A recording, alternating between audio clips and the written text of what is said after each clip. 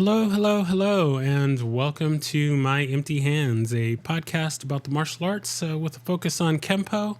As always, I am Reggie Darden, and I have another wonderful guest with me today. I've got Michelle Higgins with me today, and we're just going to jump right in and talk some martial arts. I usually start with kind of giving my background, but I'll just give kind of the quick version in that I have advanced ranks in American Kempo. Well, I guess I should say American Kempo and Chinese Kempo, if we want to split hairs. I have also advanced ranks in Capoeira. I've been doing that for a long time. And I have recently started doing Brazilian Jiu-Jitsu, and I also have some experience in low level ranks in Taekwondo, Hapkido, and I did a little boxing as well. So I stay busy. So that's kind of my little cliff notes there, and we'll get into more as we go along. But yeah, I'd like to know how did the martial arts and specifically Kempo, how did Kempo find you, and where did it all start for you? And we'll just go from there. Great. So I sort of fell into American Kempo. Actually, my son had responded to like a coupon promotion to try Kempo. And I had known a little bit about this school and about Mr. and Mrs. Knight just sort of from a distance through other students. And I thought, I really want to give it a try.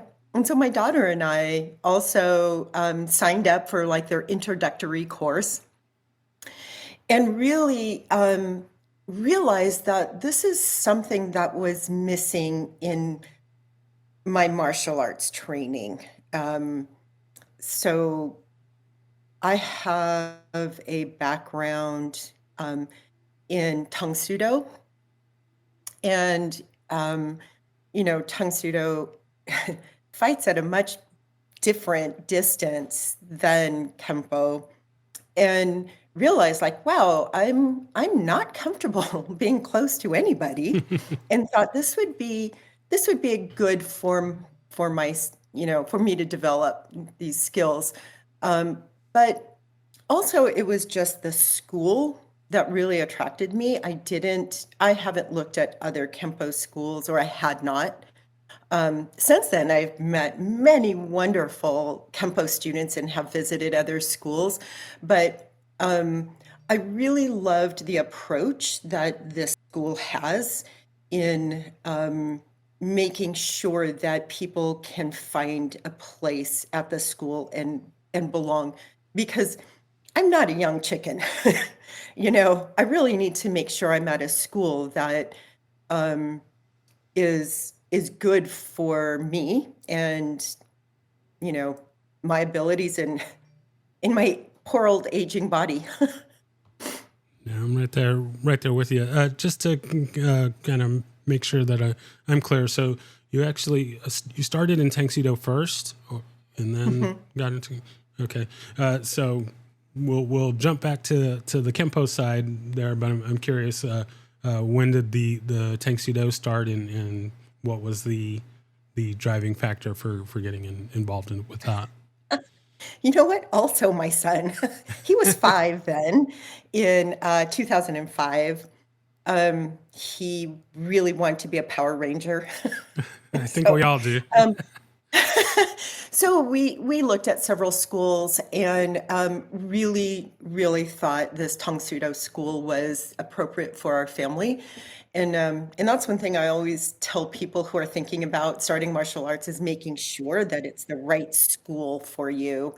Um, but yeah, so my whole family trained. I have a daughter, and my kids are now both adults. And my husband and I trained and taught in the school as well. And we just decided we need to try something else. And also, that school was very, very traditional Korean, um, with all that comes with traditional Korean school. And, as we're getting older, um, wanting something a little different. And so, um, again, my son tried the Knights American Kempo school, Night Method Kempo, and really feel that was where I needed to be, um, and I love it. Um, I love that they positively push their students and not shame them to progress.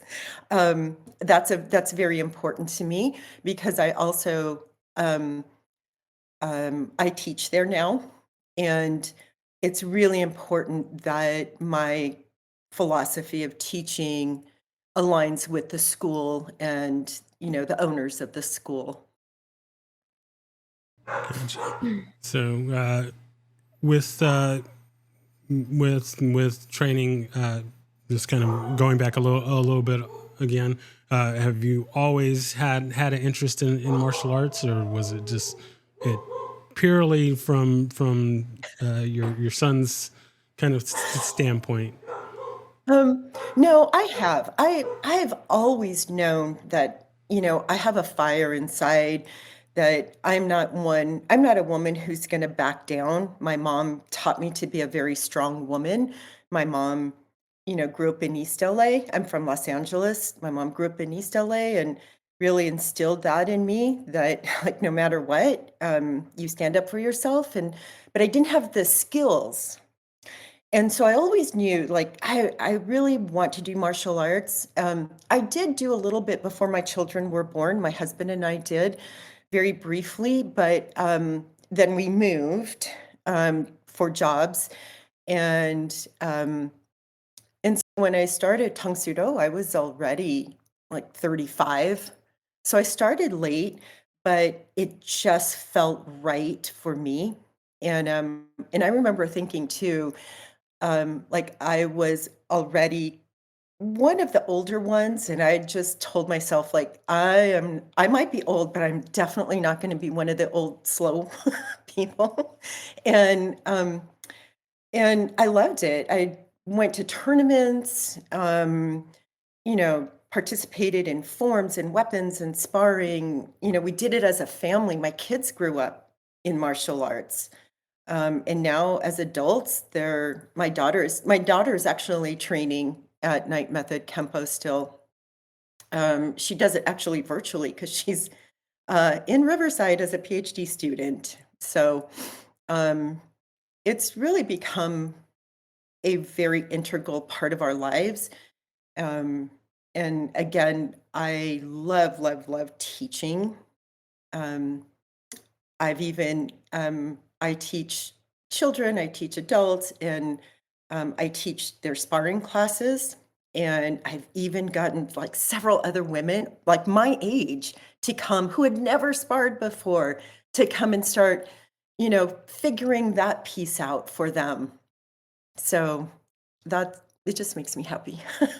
Yeah, no, I can relate. The teaching side of it is it really just lights a fire, brings a different kind of energy, and it's always great to watch the students progress and grow, and when they accomplish things, and even when they don't accomplish things, it's good to be there and help guide them, and just marvel in all that they do. So I can relate with that. Was the teaching always something that you were interested in, or did it kind of come a little bit later into the training? Or Um, yeah, so probably about halfway to my black belt in Tang Sudo, I knew that they had a program to be an assistant instructor and then to go through that to be an instructor. And I saw other students there instructing, and I thought that I want to be like them. They were really inspirational. And so, but also, I come from a background of nonprofits and outreach, and have a heart for my background is in math and physics and engineering, and so I have a passion for introducing young women to those fields. And now, it's very similar type of thing, introducing young women and older women to martial arts, and presenting it in a way that engages them, and they can see a space for them in this field. Just kind of aligns with like my whole being. So Mhm. yeah, I love teaching. Very nice, very nice. I like it. So, being someone that cross trains and between the different Kempo schools that I trained at, uh, so I started with one lineage and then switched to a different one, and I struggled with, and I guess I still kind of struggle with it, but uh, coming from the Tang Sudo side, was there a period of I don't know, deprogramming, or Oh, was it difficult to kind of change over, or it was. It was. And other schools that I have seen, their owners or masters don't always give students a lot of grace when they are transitioning. Um, and I distinctly remember Mr. Knight telling me, like, you'll learn the Kempo, but don't drop your Tang Sudo. That because that's also a skill that will help you in here.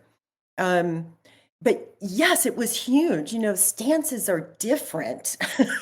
um, and also just the way, coming from a really traditional Korean school where most of the class is done in Korean, um, once you step on the mats, um, you are either training or you're like at attention. You don't get to lean against a wall. You don't get to stand with your arms on your hands on your hips. It's very, very traditional. Um, and so I had to kind of get used to sort of the norms of this school, but also Kempo is just so different. Um, and it was hard for me to see, like, well, how do I generate power? Like, with this Kempo stances and the moves and, all of that. Like, I had to relearn my stability, my power, all of those things. And I can say probably, and also just like, what is the magic of Kempo, of American Kempo? Like, I can tell you what the magic is, like, of Tong Sudo, right? But I heard what our instructors were telling us, but I couldn't feel it. And I swear to God, probably just maybe a year ago, I started to realize, like, oh, that's the secret sauce of Kempo. mhm. Um, it just takes a while of doing it 1,000 times, and then all of a sudden you feel it and you realize, like, oh, that's my secret, you know? And so, that has really deepened my, um, like, my connection to American Kempo. I now feel like part of the system, um, and I feel like I sort of crossed into new territory now. I have a different understanding of, the techniques, of the stances, Mhm. the distance, all of those things. Gotcha. So you mentioned working with people as far as doing the sparring.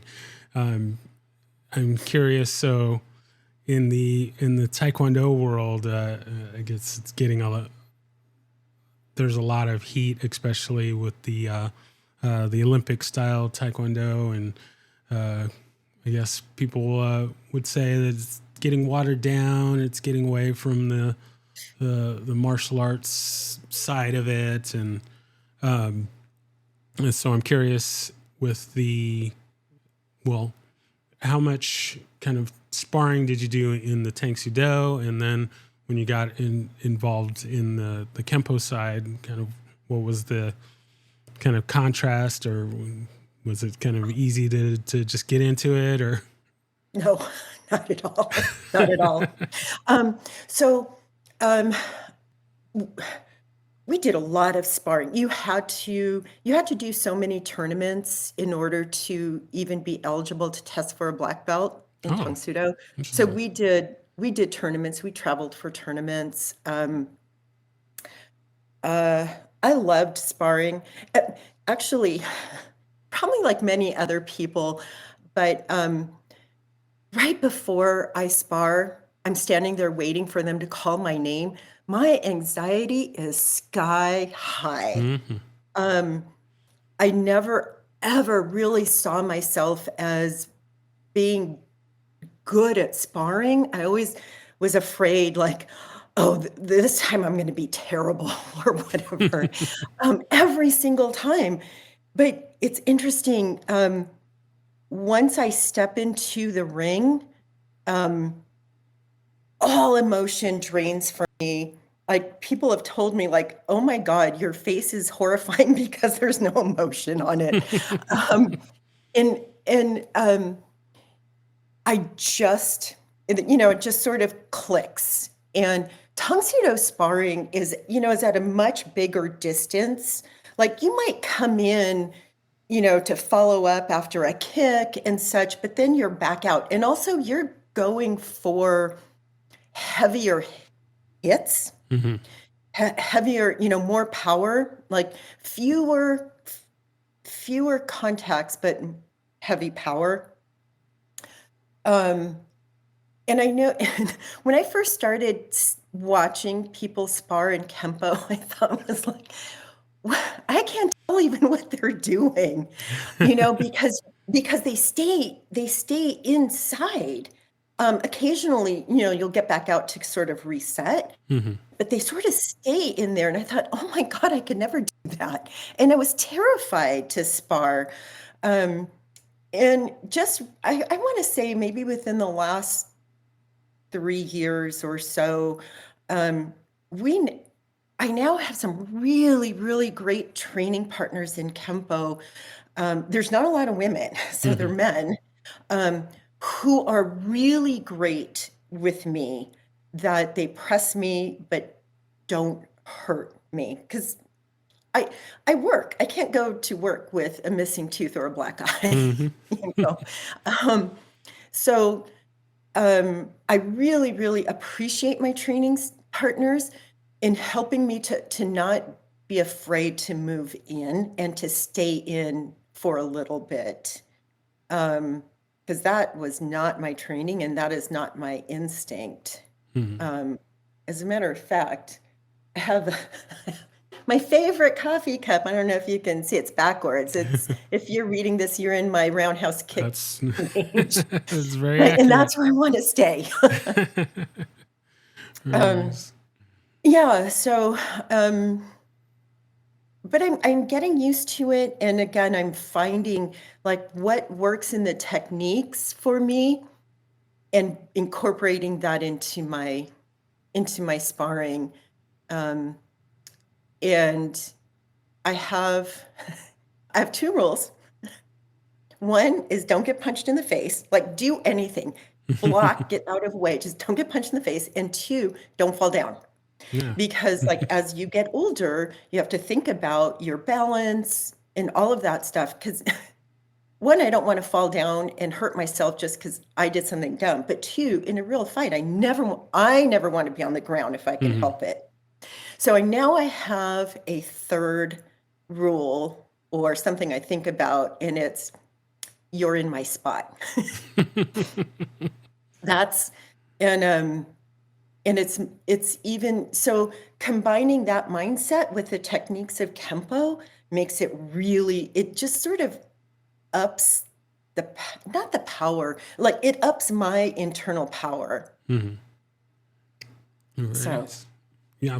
No, I like that you mentioned the, you know, being on the ground part and not wanting to be on the ground. I'm a big proponent for learning how to fall properly. Uh, and I I can fall. I learned how to fall. I just don't want anybody else falling on top of me, gotcha, or either gotcha, accidentally or on purpose. gotcha. My thought is just in that I think that there should be. I mean, there's of course there's a lot of schools that do train the falling part, but Mhm, I think that there should be definitely more emphasis and earlier in the mhm. training on how to fall properly. It's I've seen many situations where someone takes a fall and it wouldn't be a serious fall, but because they didn't position themselves right, particularly their head, Yeah, it, yeah, a simple sweep or a simple trip or something like that turns into much more serious issue very quickly. One of the yeah. things with the Hapkido training that I love, or one of the things that I love about this particular teacher is that we work falls every class. Big chunk of the class is dedicated to falling properly, and when we're working self-defense techniques and sparring, it's always, yeah, make sure you can not only fall correctly but you're comfortable with it. It's not a this, oh my god, this I'm falling. It's like, oh, okay, well, here I go. Yeah. So I'm big Yeah. on that. Also makes you a better uke when you're working with somebody on techniques and stuff. If you're not afraid to get hit and fall, you Mhm. can help your training partner better.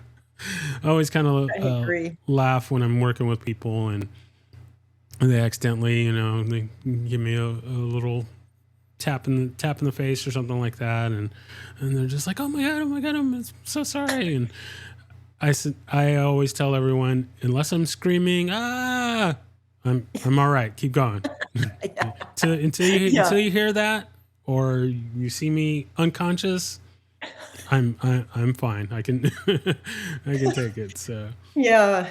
I don't think I'm not as rough and tumble as I used to be. Now I'm more into self-preservation. You know, yeah. I think it comes with age and, you know.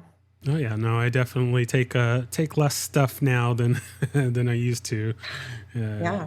because I got to go to work in the morning, so Right? Me too. I can't Yeah. get too hurt, Yeah. but Yeah. so going back to the competition side, Mhm. in the Kempo world, uh, besides the sparring, did you compete in any other divisions, or kind of how did your competing life go, or I should say, if you're still competing, how's that all going? Yes. So the only competitions I've done in Kempo were the IKC, um, in 2024 and 2023. Um, in 23, I just competed in forms because that was the first time I had never even been to a Kempo tournament. And I watched um, the men sparring. I thought, oh my gosh, am I ready for this? Like, I don't know. And I didn't really see any women my age then sparring. And so this last year in 24, I thought, I'm going to give it a try. And I entered the 50 plus, and there were two other women. Um, I didn't, you know what, too? I didn't realize that there were two divisions. One is just point sparring, which is more sport, Hmm. sort of like the difference between like Tang Sudo sparring and Taekwondo sparring, Mm-hmm. right? So there was this the sport, and then there was continuous sparring. And I didn't realize I just signed up for one. I put in like, your gender, your age, and everything, and it pops up like what you can pick. Mm-hmm. And I thought, oh yeah, I'll do sparring. But anyway, so I had not trained to just get points. That has never been part of my training of just getting points. And so I came in third out of three. However, um, I think the biggest thing for me was that when they called my name, I said, "Yes, sir," and step into the ring. And the two other women that they were good, but they also had like team uniforms, and they had a coach on the side, telling them. And I'm just in there like throwing kicks and punches whenever I could. Um, but it was like a milestone for me. I don't know what I'm gonna do next year. Um, we'll see how I feel. I don't train for tournaments Mm-hmm. except like maybe for my forms. I love doing forms. I've always loved forms, starting in Tang Sudo. And so I actually do a Kempo form, and I've entered in the traditional Korean or Japanese forms Mm-hmm. division. And so last year I got grand champion. Oh, very nice, very nice. Congrats. What's your go-to form? Um, I love Jinte. I did that this year because that has a lot of balance work in it, and I like that a lot. Hmm. Have you competed with Kempo form or?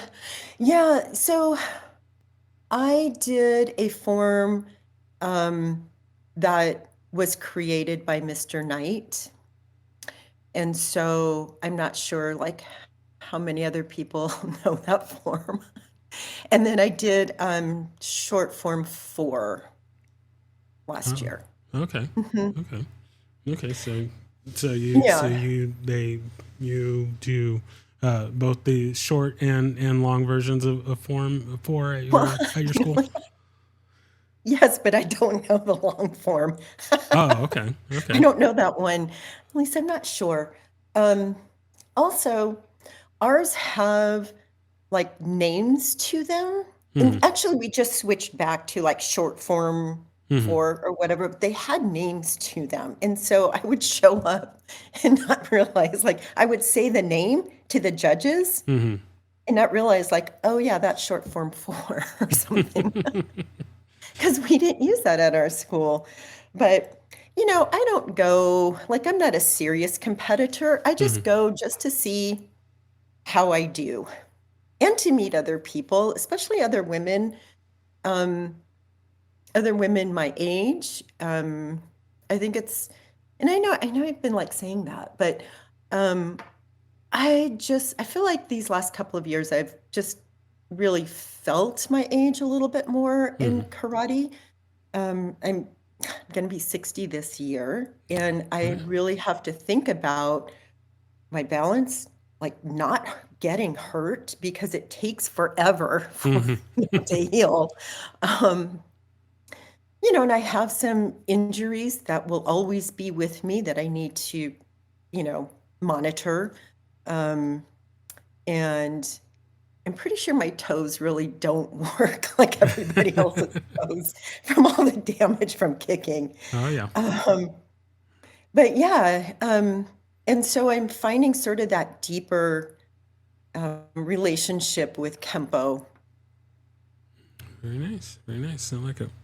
So with since I am not yet a black belt, I'm curious if you have any particularly memorable situations from when you were a colored belt that you'd like to share, and then we'll move that into, I guess, maybe talk about a black belt experience, and then maybe even talk about your first black belt test and kind of what that was like.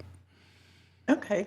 As a color belt, um, I I just wanted to do my best. Like, I just wanted to make sure I was prepared, um, you know, doing the best at my techniques and my forms.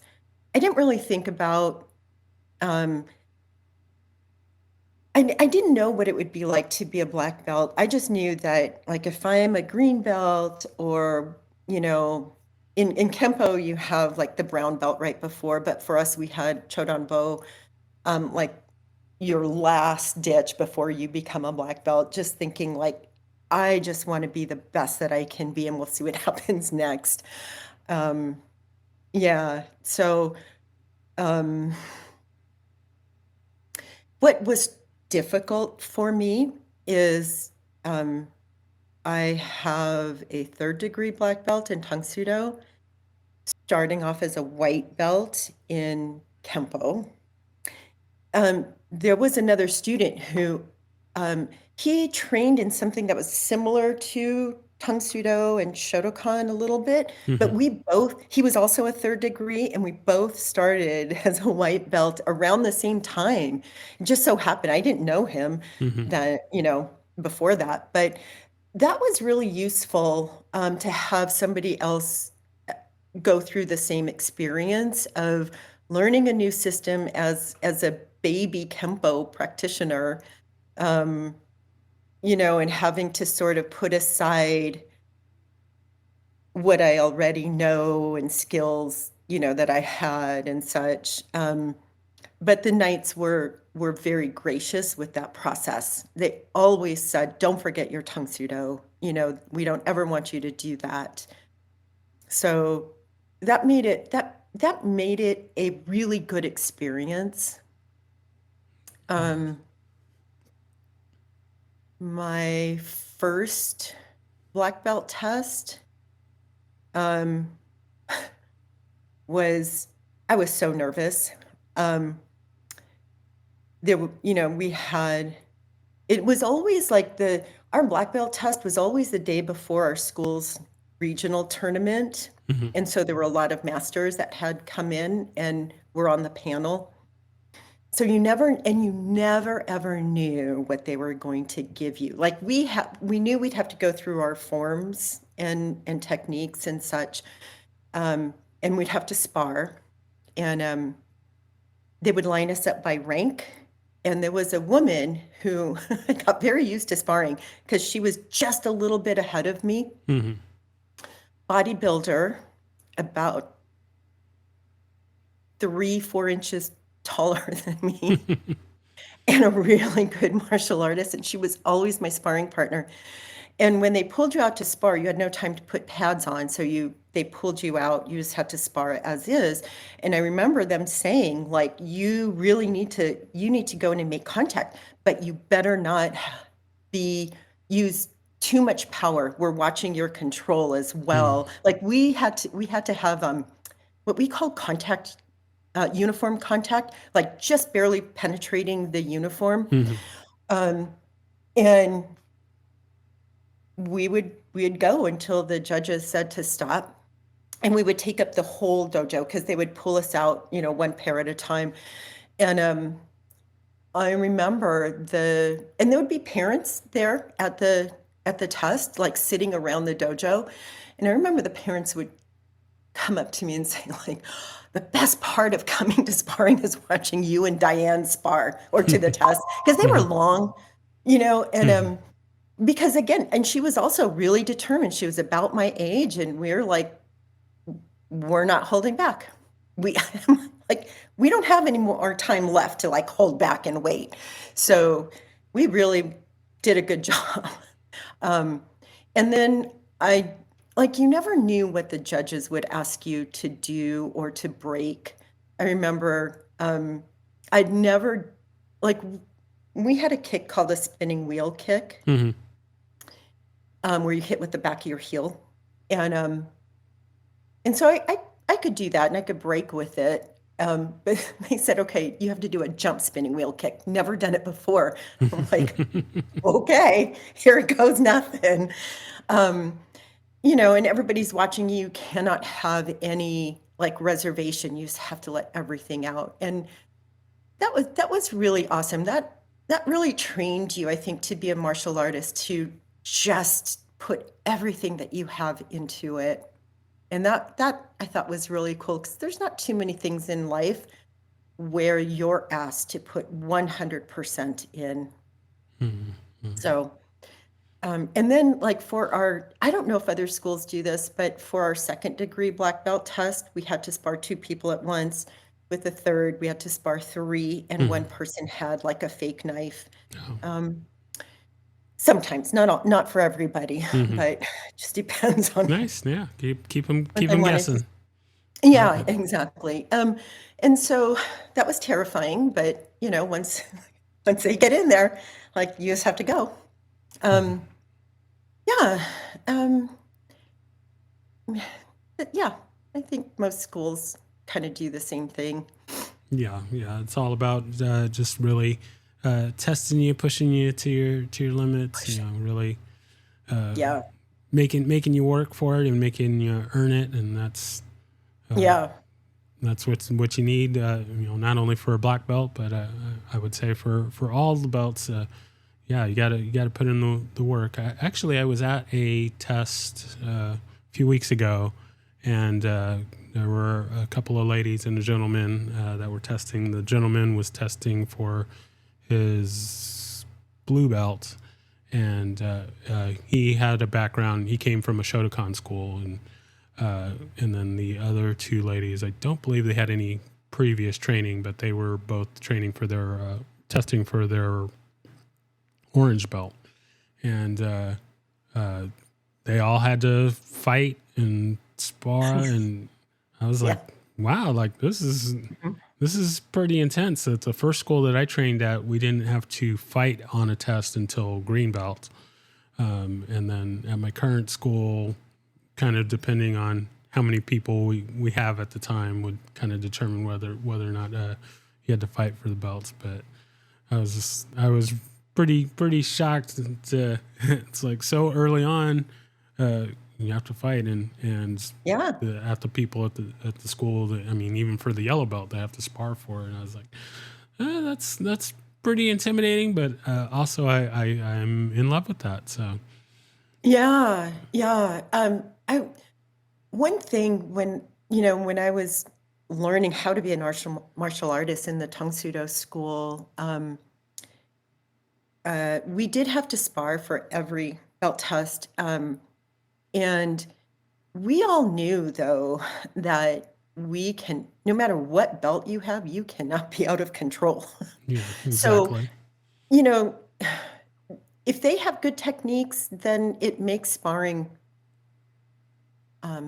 easy, not easier, but it's really hard if somebody's kind of wild, and because I don't want to hurt them, but none of that was tolerated, so we didn't see anything that was dangerous type of thing, because if they did, the master would take them down, you know? Hmm. And, and it very much was like sparring with respect, because also it's my job to press my partner, but not to, um, press them in the corner and make them cry type of Hmm. thing, you know? So I think there was just that understanding of who is my partner and what does it look like when I spar with them? We had to know that. Very nice, very nice. So Yeah, I like it. It's about building people up and not yeah, putting them in, putting them down, or making them feel bad. You want them to keep coming back to keep training with you. So and just like we talked about before, you want them to grow and to build yeah, up. So yeah, you gotta push them, but not till they break. Just right on that line. So Yeah, yeah, and we had I think we had to really start learning that even as a white belt, you know, kind of watching our seniors. Very nice. I like it. All right, so we're gonna go ahead and move into our lightning round here. Got a few questions for you as we head towards wrapping up. First one being, do you have a favorite technique? Um, I do. I'm not sure what everybody else calls it. It's circling horn and ram. I'm not Mhm. sure because you know what? Um, at the very end, there's a rising side kick, and I love that it can go right to the throat. Right. And before you do that, you can walk right through your right through your partners. I love it. Very nice. I like it. I like it. I like it. Right. Next one. Do you have a favorite form and or set? I love stance set.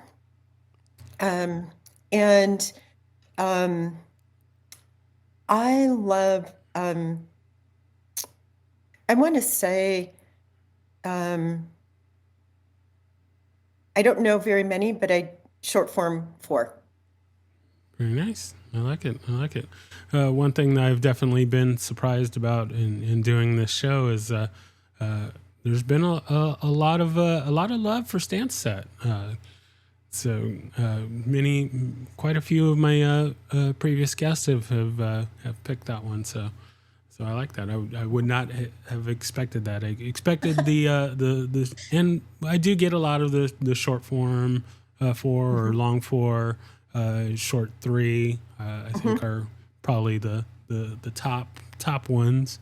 Um, and then for those that are in some of the other lineages, some people have mentioned my favorites, Book Set and Tiger and Crane, which most American Kempo schools don't teach anymore. But Yeah.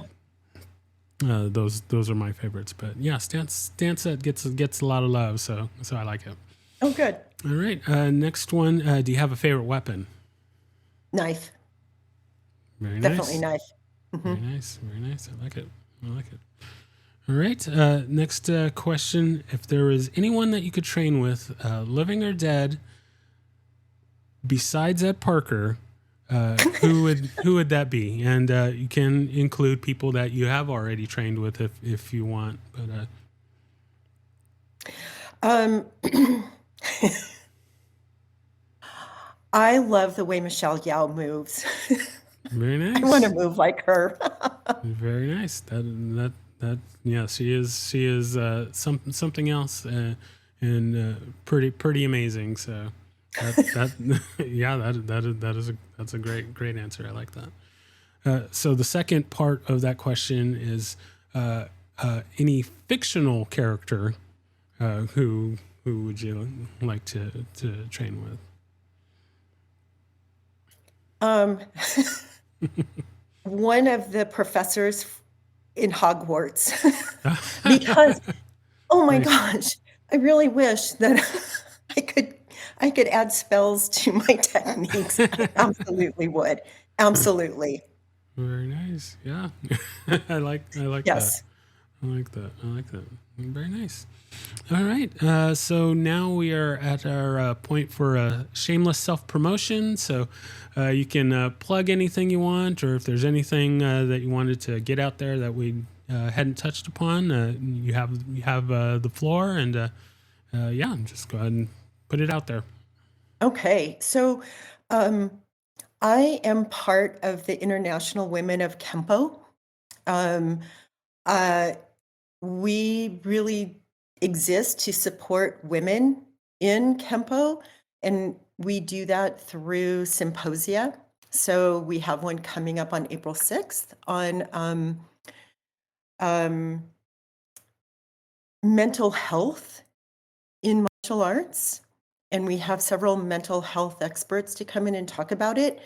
Um, one of the things I absolutely love about Kempo, I have a really stressful job and a very big job.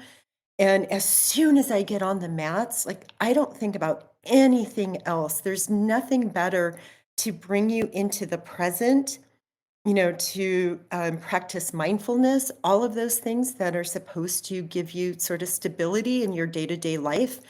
Um, and so I'm very much looking forward to that symposium. We have done other symposia. We did one on young women across pretty much the globe doing martial arts, and we just added um, ambassadors to in other countries. I know we've added 2 in Kenya that I'll be reaching out to help them to help support women in Kempo in their regions. And so that really aligns with kind of my whole being of standing up, with and for others. So I'm really proud. My role on there is I'm in my professional life, I do program evaluation, and so that's what I'm on the board, and I help with that to make sure that they're doing what they said they're gonna do and measuring the extent to which they meet their outcomes. So, yeah. All right. All right. Very, very, very nice. Yeah, no. So I thank you so much for taking the time to sit down and chat with me and share your story, and look forward to seeing what you do next, and definitely welcome to be on One anytime. more thing. Oh yeah, sure, One sure. tiny No. more thing. I'm working with my school, Night Method Kempo, to help them start up a nonprofit branch of their school, that will, um, offer scholarships, support, sort of be an auxiliary organization. We've now, I worked with them last year to do a tournament, and so we're gonna have a yearly tournament, so the board will help with that as well, so Okay, yeah, I like it. I like it. Yeah. Any links and things like that, be sure to send to me, and I will make sure that they get great. added to the show notes. And yeah, I just once again thank you Oh, for being on, and we'll definitely have to do this thank again. you. And yeah, I can't wait to get this out for everyone to hear, and I will be in touch when this is ready to go out. Thank you for listening to My Empty Hands. If you enjoyed the show, please share it with a friend. If you didn't enjoy it, please share it with an enemy. If you'd like to be a guest, or if you would like to recommend a guest for the show, please email me at podcast@talkingkempo.com. Thank you.